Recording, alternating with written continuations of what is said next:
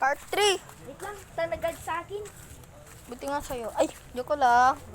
Ko lang pa. Ulit! Ulit. Part 3! Part 3 na. Para episode. 3. Ready na, ready ka ma.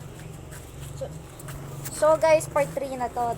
Tapos maghanap ulit tayo ng mga investigator dito para kausapin Teka sila. lang.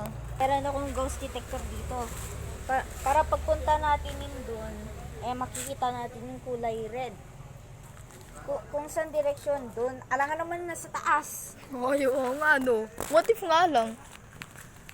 Oh guys. Hindi mo makita sa harap. Guys, ito na. Guys, ito na. Guys, Guys, ito na. naka-on. Ipipindutin ko na to. Nakikita mo ba? Naka-on yan? Naka-on ba?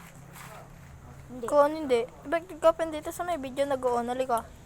Guys, Halika. guys, teka lang. Hindi.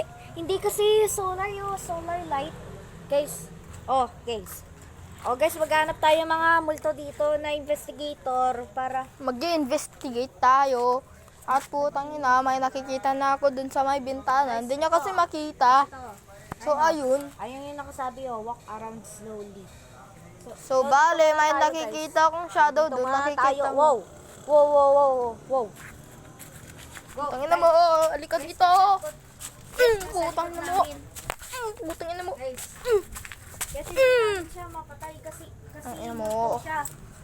Siguro hindi pa yan tuli, guys. Hindi pa yan tuli. Hindi pa yan nag-review. Nag-asawa na siya, tapos sasin na pa siya. Ganun. Guys. Uy, nakikita niyo ba ako? Hindi. Nakikita. Nakikita naman pala eh. Eh. Guys, papalapit na siya, papalapit na siya. Diyan. Guys, baka marinig natin yung boses niya o hindi, or hindi pala nagsasalita. Ano magsasalita? Pag tumas balahibo. Mataas yung balahibo. Baka natatae ka. Ay. Sabi mo natatay ako. Guys, ito na. Guys,